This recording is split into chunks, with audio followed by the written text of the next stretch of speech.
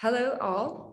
It's really nice to see you after the screening of the film Human Factors, which is found in Berlinale section at the Riga International Film Festival. And I'm really delighted to have this bridging and gathering opportunity to meet with the director of the film, Ronny Trocker, and the great actress of the film, Sabine Timoteo. So welcome. Hi. Hi. But how are you? Ronny? Oh, I'm fine, thank you. I'm fine. I'm in Brussels. Weather is more or less like always, and yeah, happy that we can share the film at least from a distance. So I hope you enjoyed it. Yeah, hopefully and definitely. Just to start with, there is a question to you, Ronny, that I would like to address. I've read actually that you've been inspired by your own personal family experience while making Human Factors, and also this multilingual aspect, because the main family of the film, they're speaking in German and in French, and they have this very Babylesque kind of environment, and also they have this estrangement in numerous levels. Maybe you can comment on that. Yeah. It has been partly inspired in my family. I would say inspired is maybe the wrong word, because of course when you write a script, you always like look at yourself and your own experiences. And it's true that I'm living in our family there are various languages, so Italian, German, and mainly French, because we're living in Brussels. So yeah, some people thought that I'm telling the story of my own divorce, but we are still together, so everything is fine. But of course, this daily life communication or non-communication in this microcosmos with what is a family, of course, a lot of things you take out of this, you know?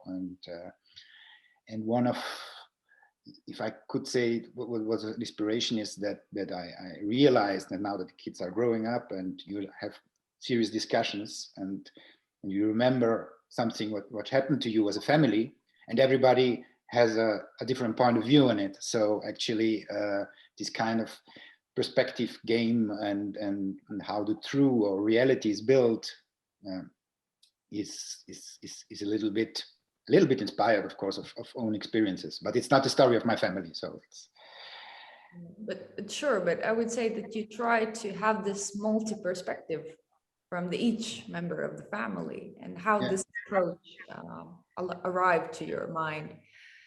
It came, actually, it was like, it wasn't planned, but during the writing of the script, there was the house invasion, the house breaking. And of course, you, as a storyteller, you ask yourself from which point of view it is more interesting to tell this story, because it may change the whole story, you know? Or it may the whole experience, at least, of the story. And so I tried to play a little bit around to change, to write the same scenes from another point of view. And so I found it interesting to repeat the scenes, and so it came out a little bit of an experiment. And of course, I feel that it's really contemporary, because as I always say, it's a little bit we are in this social media area, a moment where everybody is commenting on everything all the time in real life. So at the end, to know what's true or what really happened, it's really hard. So somehow the film tells this moment in the microcosmos of a family. So it's like also like it has not only to do with family. It's also like we as a society, how we build the truth, how we tell our own stories, I think. Sure, because the family structure is the same as society, so it's a part, a cell. It's a kind of micro society. Yeah. And now we're getting closer to Sabine and your play character Nina, who's working in advertisement and public relations. So maybe you can comment on her dichotomy, that she's on daily basis, on her professional kind of side, she's helping to communicate or deliver ideas, but in family, the situation in terms of communicating with others is something very different. Maybe you can comment on this kind of aspect. It's hard to find way how Well, with her, I wouldn't even compare. I wouldn't go on her job level, because this is like the job level is very technical, I think, and the technique, she has it, and she thought she had it with her husband. They had a philosophy behind and a way of what they're going to do and what they're not going to do, what kind of projects they're going to realize and what they're not going to realize. And she thought they were together in that, right? They have a like this atelier or this firm together. And but what I feel, what was, I think, the main aspect for me in this character to work on was this thing of thinking to know somebody because you share your life with that person, and then getting to notice that, but to notice that what you thought he was is not the truth, you know. And this is something like very disturbing because it's the base of a relationship, right? I mean, trust is kind of a, and what you trust then, if what you thought was true is not, you know, it's like kind of a shift. Yeah, maybe this is what I can, and I mean, and this is the stability of a family is based on this trust, right? And if there's no more trust, I mean, what remains, what does remain in a relationship? Yeah. And I actually really, what I would like to come back to the question you asked Ronny just before about this way of telling a story, instead of telling a story like we usually do in this arc, you know, in this arch of a dramaturgy, you know, you start there and then you go through there and then it ends there, like kind of, he like does loops.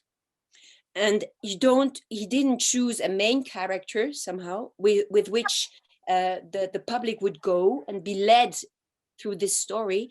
For me, the main character is actually the truth.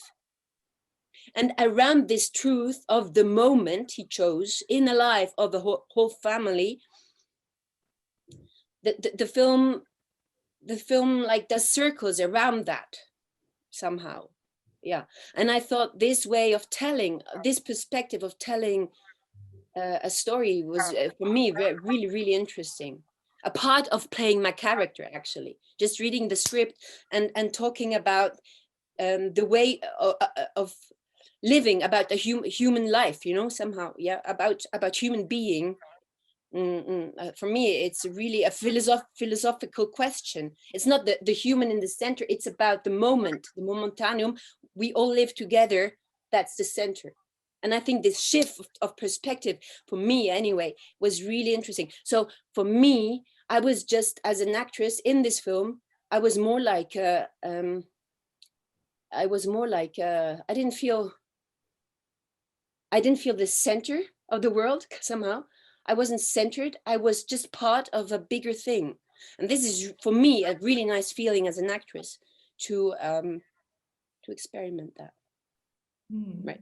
I hope you could understand what I meant. I totally agree with what you're saying, because I think this film offers numerous perspectives that they're layering, and then you actually so there is one thing I think we could reveal it, because I think people have already seen the film about the, let's say, more or less subjective perspective from the Zorro, from the mouth, how things actually happened.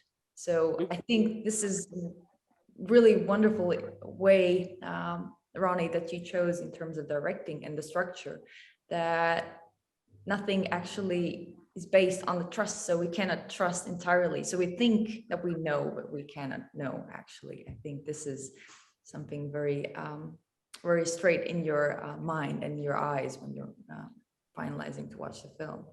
This is something what Sabine said. But I also wanted to ask about the estrangement in the family, the way how people cannot communicate. So this is a theme that's been starting with Antonioni, with the modernist cinema, as you know.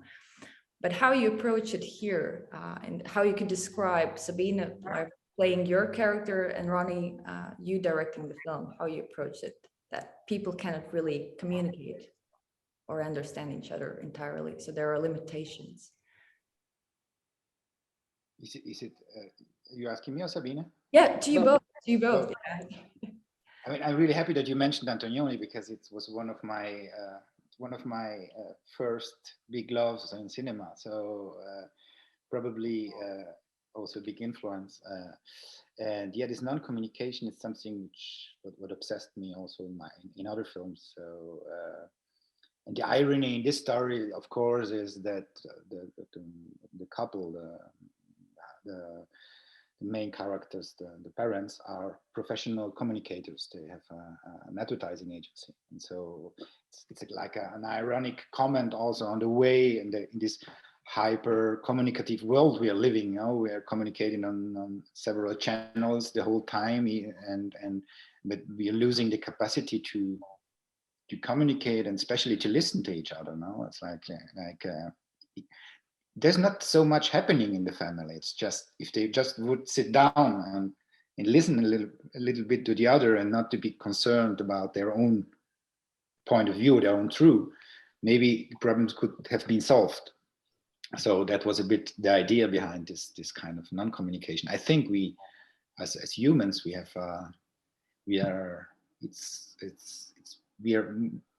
seem to be in an area where communication takes a lot of space, but I feel that we are losing the direct communication sometimes, to the capacity also to listen to others. I don't know, Sabine, do you want to add something? Yeah, I'm listening to what you're saying, and that this is really, yeah, it's a real big question. I mean, you know, there's always, for me, in communication, there's so many layers. And it's so much about projection, you know, what you project on top of what you see, on top of your partner, on top of your child, instead of really feeling. It's more, you know, and actually what you say, I mean, it's in German you say Plakate, you plakativ. I mean, it's plakat is just a surface of projection. It's like it's an image, and we work with images but it's something really flat, and it leaves a lot of space for interpretation, right?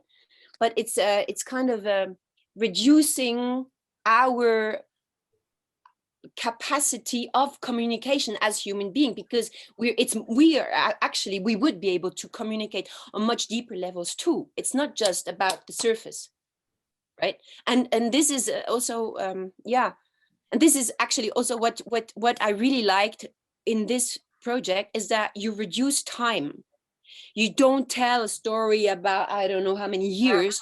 You actually shorten that. You choose to shorten the time and to go deep into this time, instead of opening big images and stay on the surface. You try to choose a little frame of time and to go deep into the layers. And this is what actually in communication we miss often, right? To understand someone, you have to go into the layers, you know, and you need time, and time is also space in this short amount of time. Is actually, it's for me, it's a highly philosophical film, right? It's also how you live the moment. How intensively do you as a human live the moment, now, and yeah. Well, yeah, for me, I don't know, I think I went past the question, but yeah, it opens up big spaces of questioning. And I think film is also made, we make film to ask questions, to reflect on ourselves as human beings in this world and in this society. And I think this film does that. So yeah. I agree. And even though I don't have answers, you know, you to ask us questions, but I can't tell you it was like this and like that, and communication is this and that. It's not. It opens up questions, and I think this is really interesting in this kind of films, because it does open up questions about communication. And also, you know, about how you see your partner. I mean, you frame your partner into something you can see, but you don't go further than that. Instead of going like shifting, how Ronny said, if you would just take time and space to listen to or really feel the person you have in front of you, I mean, some problems would be solved, you know, very, very easily. But as we don't take the time and space to do that, to shift into the perspective of the other one, you know, because we stay on me, I, and me and myself, the communication becomes really difficult. I agree, Sabine. I agree. But I also wanted to ask about the aspect of language in the film. And Ronny, you previously described your own personal experience. That, so you have this Italian connection, you have German connection. Now you're living in Brussels, so you study in Argentina. So Sabine, you've been a great amount of audience knows you as Melanie from the Chronicles of Melanie. So you portrayed a character who spoke in Latvian. So I wanted to ask about this conversationality of the language, whether ideas can be passed throughly and truthfully and others can understand, and how it operates on this film level, or maybe from your own perspectives or experiences. But for me, language is like words are just the mountain tip of a glacier. I mean, it's a reduction. Words are reductions of something much bigger, right? And this is what I mean. I mean, communication is not only through the words. It's not only through images. It's much deeper and broader than that, right? And if I act a person in different languages, I mean, the main thing, I mean, the words are just the top of the mountain, just this little top. And underneath, there's a big build up of stones and earth and, you know, material that makes the person I have to act, you know. So this is just the top. I have to learn this text, but underneath there's a whole build up of the character I have to act, right? And if this build up is stable and functions, the word is I just have to learn that word, and it will come out the way it has because the build up's there, you know. So that's what I feel somehow. So it doesn't actually matter in what language you speak, as long as the build up of the character is true or something, or is sustainable. I don't know how I can explain that. I mean, yeah. So for me, actually, depending on what language it's more about with whom I work, you know. I mean, working with Ronny is completely different to working with Viesturs or with working with anybody else. So it's really specific, you know. So this build up, we do that together. This builds up, the build up of the character. It's a process, always a process with somebody else. I don't do that alone, never. It's also about it's about the story that has to be told, and depending on that story, we make a build up. But it actually is not my will that does it. We do that together. It's like this is also about communication. Actually, it's a real big work of communication, because my work is to go as an actress, to go and feel and understand what that director or the director woman wanted to tell with that story. And this is much more when you do author films, because Ronny, he wrote the story himself that he wants to tell. Sometimes it's different because stories are told by people that didn't write the story, you know, so it's like another process. But like author films is really close. I can really go into the director to go and feel what has to be told. And this is my process of communication. And this is actually base of my work. So it's actually completely, it doesn't matter so much in what language it is, as long as this work is done, you know, of communication, actually. You know, and sometimes communication is easier and sometimes less, and sometimes it's more clear, and sometimes we have to really, like, it's like more like a battle to find out, and sometimes it's like a water that runs, you know. So it has, every time it's really unique, and it has another path. It takes another path. I don't know. Did you understand? Yeah, I totally got it. Yeah, and I think very convenient way how to describe it as human factors by using the title of the film. Yeah, maybe Ronny, you can open up. Yes, I just wanted to add that this language to this language question.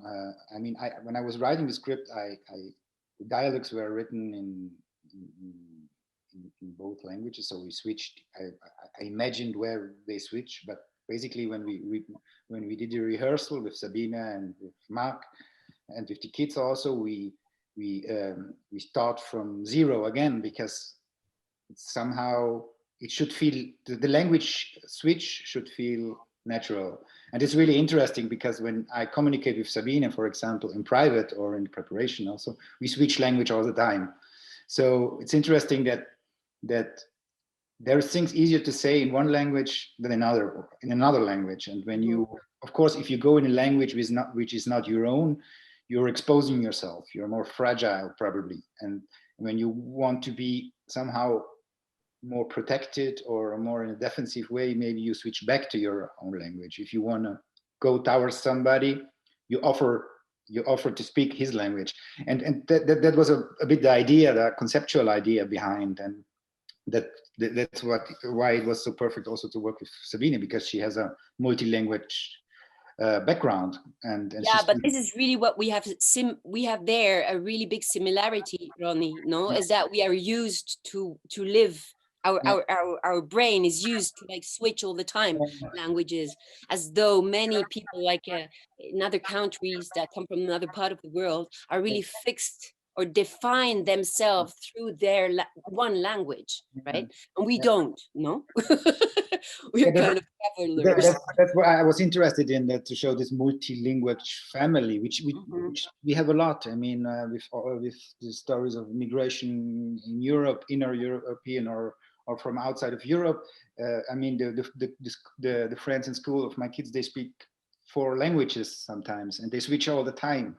And I feel then in cinema, often this is not represented really because of also of commercial reasons, because then you have to put subtitles, then it's more too complicated. I get comments like that, and that's not possible. We're trying to document, represent the world, and why, and this multi-language thing is part of it. And it's interesting to analyze which language is spoken. That's what I explained before. So that was a bit the idea behind, actually. Yeah, but I think that we can wrap it up. Maybe there is something that you wanted to say or add that we previously didn't discuss. Sabine, I don't know. I'm really happy that the film has been shown in Riga. I have been there several times. I really love the city. It's a pity that I can't be there. And well, I hope the audience enjoyed it. And yeah, it's not, as Sabine said it before, it's not a film who answers questions, but who asks questions. And so I always call it an open film with different possible interpretations. So I hope that I hope that people enjoy it. Thanks, Ronny. Maybe Sabine wanted to add something. I mean, I want just to hug you, everybody there in Riga and Latvia, and and I'm really like, I only have very, very heartfelt and very beautiful memories of that time spent there. And I hope, as Ronny said, I hope we can travel again one day, and as like real persons travel to Riga and meet you there. But thank you for inviting Human Factors, because I really do love that film, and I hope you enjoyed it. Yeah, this is my last word, I think. Thank you, Sabine and Ronny. Hopefully we will see each other in Riga and at the Riga International Festival, hopefully. Thank you very much. Bye. Bye, thank you. Bye.